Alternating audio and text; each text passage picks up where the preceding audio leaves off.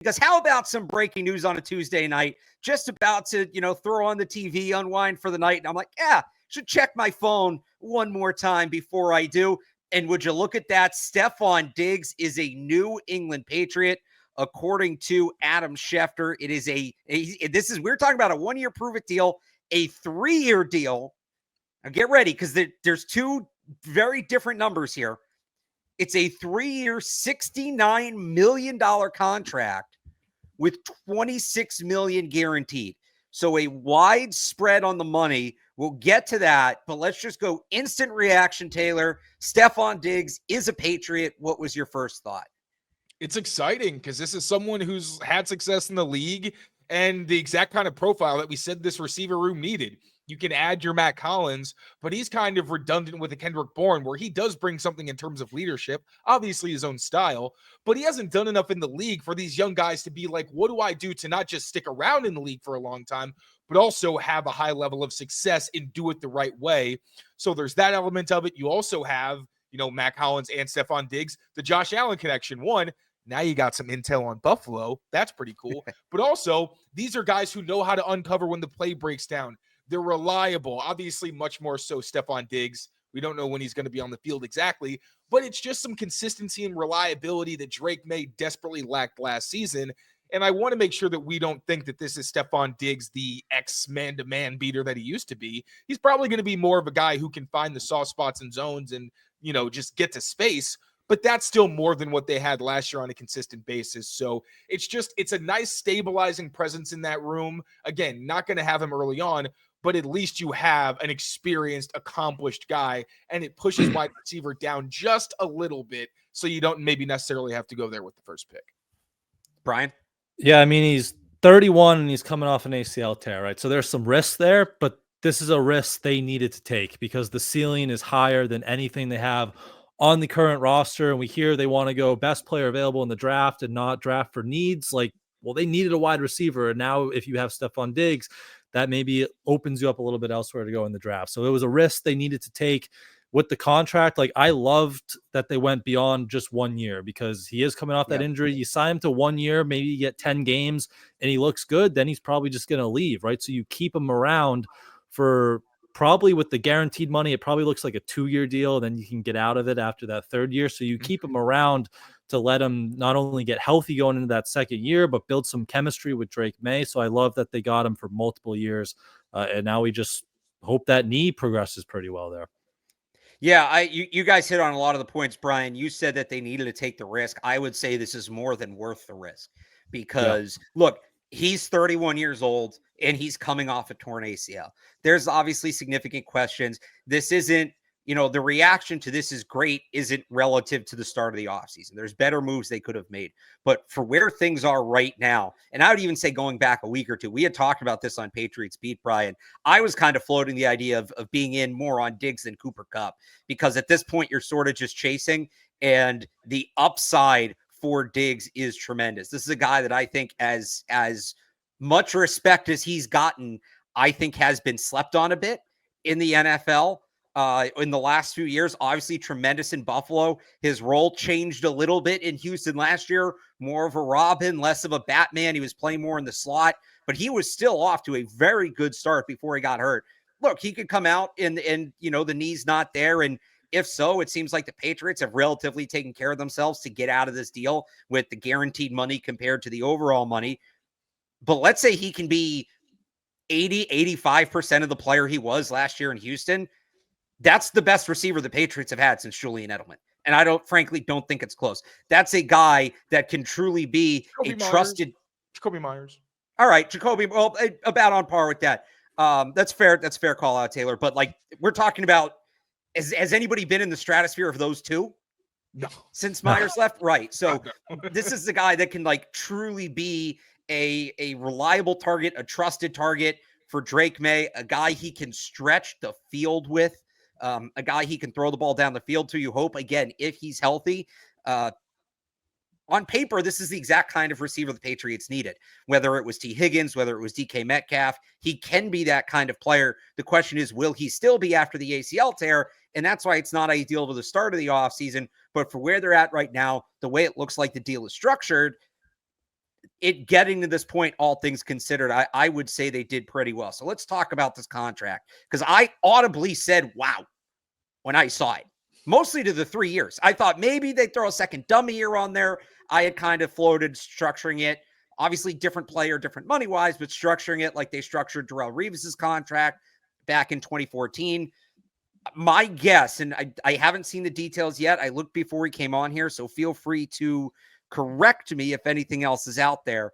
My guess is it's going to be something like 18 to 20 million guaranteed in the, 16 to 18 guaranteed in the first year. The rest of it guaranteed in the next year. That third year is essentially a dummy year to spread out the hit. And don't worry about that $69 million number. I would say, like, if you're a Patriots fan, you're fixated on that, you're looking at the wrong thing. Patriots fans should not worry about money right now. Well, beyond that, just the way this is structured, if Diggs gets close to earning that $69 million, well worth it. Right. I'm going to guess well this is one of those. You see, there's these deals sometimes that it's like $1 million each year for like winning the Super Bowl, right? Those are the kind of bonuses you might be talking about. So if he gets near that $69 million number, this is going to look like an absolutely brilliant move from Mike Vrabel, Elliott Wolf, and Ryan Cowden. It's also a bigger deal. I didn't remember what Cooper Kupp got. He got 3 years, $45 million. So maybe that's why Diggs kind of waited out, wanted to see what the market looked like. How much of that was guaranteed?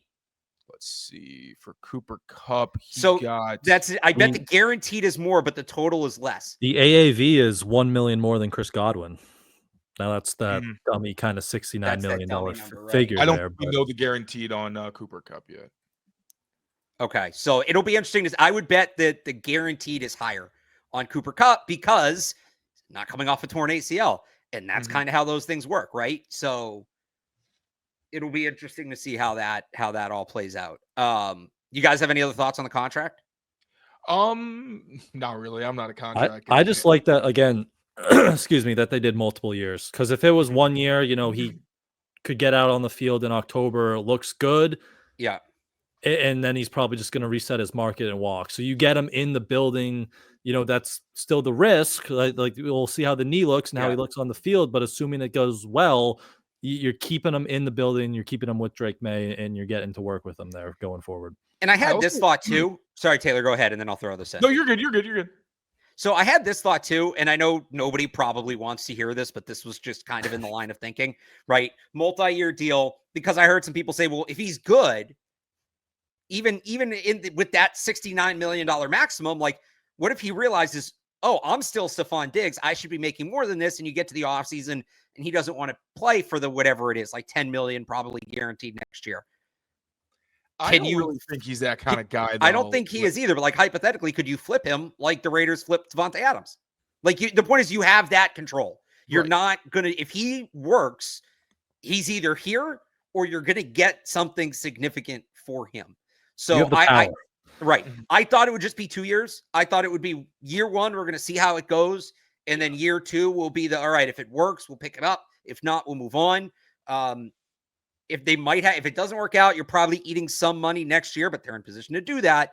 The third year surprised me a little bit, but like I can see if it's structured the way I think it's structured, which is the way a lot of these deals are, like the third year makes plenty of space, plenty of sense. And now if you add that X, like the talented guy who maybe adds some verticality, but really just fits the mold more so than what they have right now. Like, I don't think Diggs is that guy. I don't think you want him in those one-on-one situations. I think he's relying more on savvy right now. But it does give you that nearly surefire depth piece where with all these young guys, like now if Jalen Polk does break out and becomes the player you were expecting, now you have him and Demario Douglas, two guys that can uncover against man coverage. Maybe not against the best guys. That's where you rely on hopefully some younger talent. But then you have Diggs who can, exploit man coverage if you scheme him open. He can kill zone. Now this is a group that you feel a lot more confident in than when it was like Matt Collins, you're like, all right, sure, fine. But Kendrick Bourne, you're hoping he gets back to the kind of place he was with Josh McDaniels, but you weren't really sure about it. I just like that now I feel like you can breathe easier. Is this a great receiving core? No. But I think it's basically what Josh Allen had last year, where it's just like reliable guys you can throw to and they're going to move the chains, even if they don't give you great explosiveness. So again, they still need to address it in the draft, but I do like at least the stability this brings and how it affects the rest of the depth chart. It'll be interesting just from a roster perspective who this affects, because this is 7 wide receivers now that you could argue for playing time, right? Diggs, Right. Hollins, Kendrick Bourne, Pop Douglas, Polk, Booty, Javon Baker. If they add one in the draft, now you're at 8. And we assume Diggs, we were talking before, he's probably going to start the year on the PUP list. So maybe he misses the first month of the season. So that's a roster spot, but still you're at 7 or 8 receivers, right? So who's going to go? Is there going to be a trade? You know, Kendrick Bourne is probably kind of one of the obvious ones you can get out of that contract. So that will be interesting as well. Just the fallout from that room, because they just have so many bodies right now there. So right now you have 7 guys. Pop and Mac Hollins are going to make it. I feel comfortable in saying that. Those are probably the 2 guys can say with real conviction will be on the team. Polk as a second round pick, probably, but we'll kind of throw him on that bubble for now.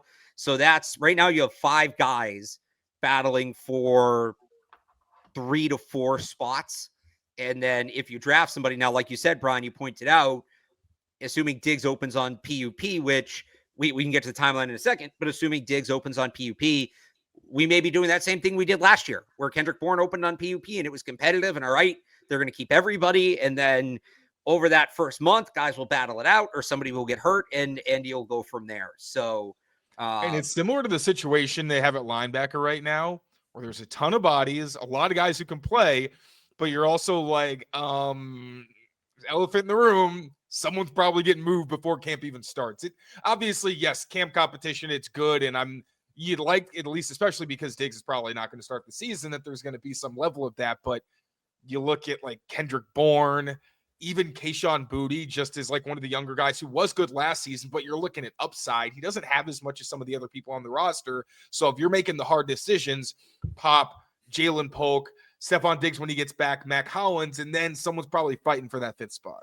And they will have time. This is a double-edged sword, because so Diggs tore his ACL Halloween week last year. I don't remember the exact date, but it was the same like week on the calendar that Kendrick Bourne did 2 years ago.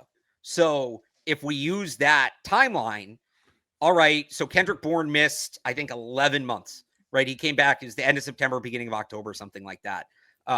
So if you use that timeline, it's about the same time, and that was considered relatively quick. Even if Diggs is ahead of schedule by a month, he's back for the very end of training camp. At that point, are you going to cram him onto the roster week 1 without a ramp up? Are you going to let him use those 4 weeks? And Kendrick Bourne had talked about, even though he maybe could have been ready for week 1, how important those 4 weeks were to get himself back in football shape and do some on-field work. Maybe you do that with Diggs. So you will have some flexibility there. And where it's a double-edged sword is they're going to have, Polk, Baker, Booty. They draft somebody, like you're going to have young guys you want getting reps, and there's going to be more reps available in camp. The flip side of it is Diggs doesn't get to work with Drake May, which is obviously you'd like to get those 2 together as soon as possible, but you hope he keeps himself around the building in the area, and is kind of working with those guys off the field as much as he can. Just wanted to give a quick shout out to our friends over at Prize Picks. If you want to get in on the action with us, head over there, use code CLNS. You get $50 instantly after you play your first $5 lineup. Prize Picks, run your game.